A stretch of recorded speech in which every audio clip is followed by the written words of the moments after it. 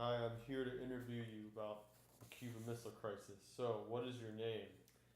My name is Ken Pines. When were you born? I was born in 1956.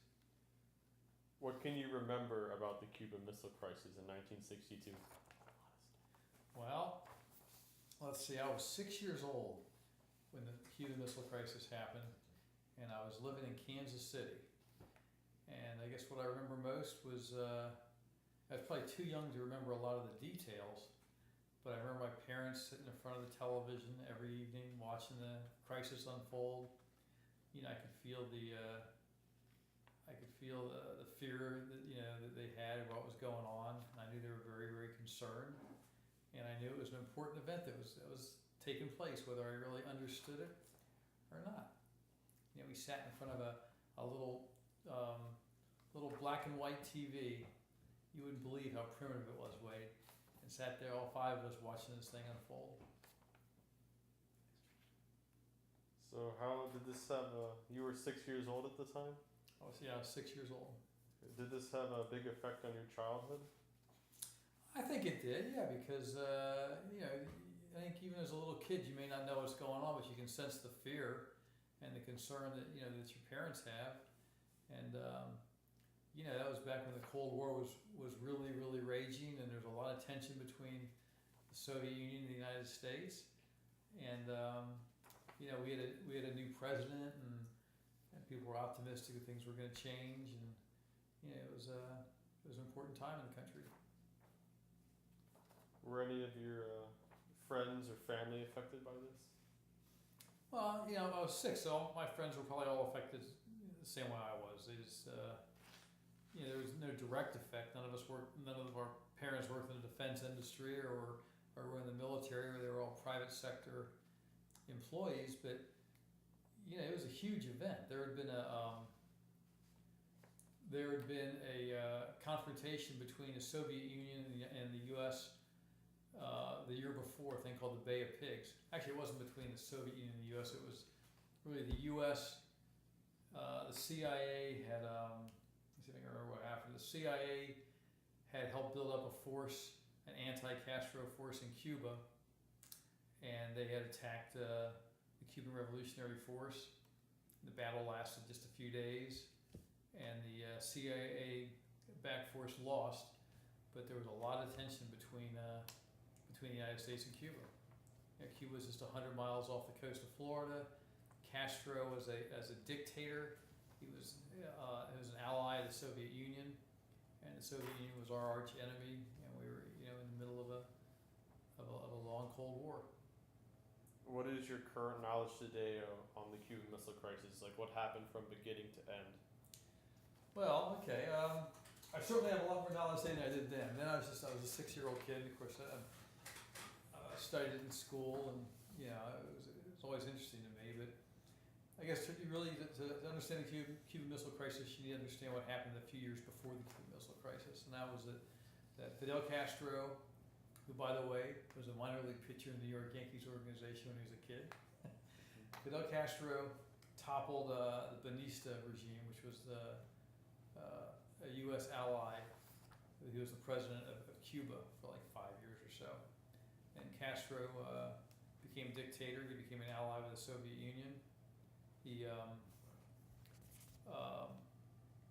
it's a real poor country. The Soviet Union supported him a lot financially.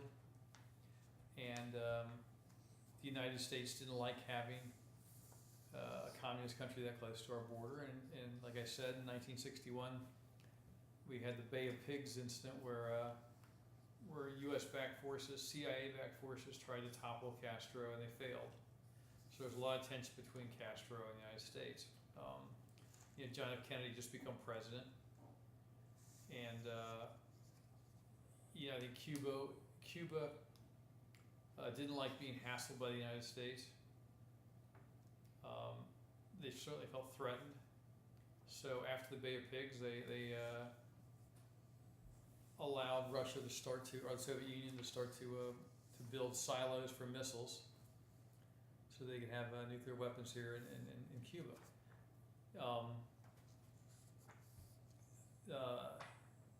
I also know now, which I didn't know then, that the United States had weapons in Europe. We had weapons in several countries in Europe where we had nuclear warheads that could hit Moscow.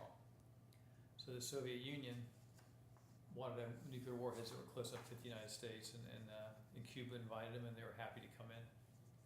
So the Cuban Missile Crisis was basically the United States blockaded Cuba, so those missiles couldn't get into Cuba from the Soviet Union.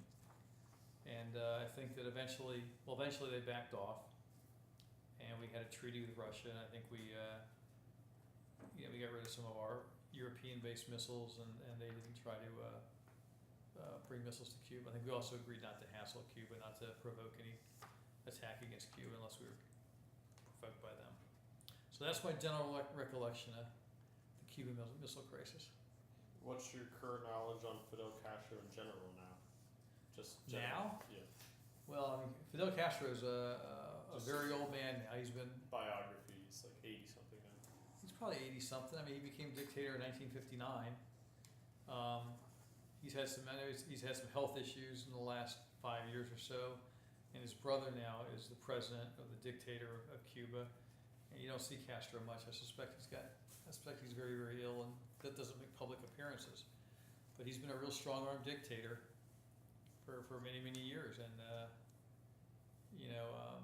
socialism, communism sounds good to people. I think they can lift them out of poverty, but it's not a very productive form of government, and those people in Cuba really suffer. It's one of the poorest countries in the world. Do you view the event differently today, like compared to when you were a kid or a young adult? Oh yeah, because when I was a kid, all I really felt was just, I felt it through my parents. I could see the concern they had, so I was concerned, but I didn't understand it. I was only 6 years old. As I went to high school and then to college and studied history, world history, U.S. history, we studied the Cuban Missile Crisis. It was a huge event. It was that and the Bay of Pigs were the defining moments in John F. Kennedy's presidency, and he was a very popular president. So, I certainly have developed my ideas of what went on. Okay, well, Have I answered all your questions, Mr. Pines? that's about it, unless you have any other information you want to share with me. I need to share information to utilize the 10-minute time limit you have to hit. Well, let me think what else I can tell you. Let's talk about Cuba. Cuba is 100 miles from less than 100 miles from Key West. Do you know where Key West is? Mm-hmm. Now, it's like Florida, an archipelago down the tip of Florida. Southwest. Right, southeast part of Florida. Right? That's southwest. Southeast. Comes off the tip of Miami. Yeah, but it's west. You think it goes west? I It's guess west it curves back, so it's west. Yeah. All right. Well, see, I'm learning something here too. Learning geography. We talk about missile crisis, but that's it. There's a lot of Cuban refugees that come to this country. They're a big part of the population of South Florida. A lot of the well-educated, professional people that were in Cuba fled Cuba. They didn't want to live in communism, so we got a lot of intelligent Cuban nationals that came over here in the 1960s. A lot of doctors, a lot of lawyers, a lot of entrepreneurs, and when you get down to Miami, you really are like in a little Cuba down there, a little Havana down there, and it's a nice culture that they brought with them. Fun place to visit. In your 20s, did you notice a rise in the minority population in the United States? You mean Cuban population? Yeah, Cuban or minority or anything. The main thrust of Cuban immigrants came right during the revolution, shortly thereafter, so like probably 59 to 65. Then there was a huge influx, I think in 1979 when Castro opened his jails and dumped off his criminals on the United States. I think that was 1979, into the Carter years. And I actually was doing business down in in Fort Lauderdale back then, so sure I noticed a lot. It was a scary time down in South Florida. Well, thank you for your thoughts on Fidel Castro and the Cuban Missile Crisis. You're welcome. Thank you for interviewing me. Oh, no problem.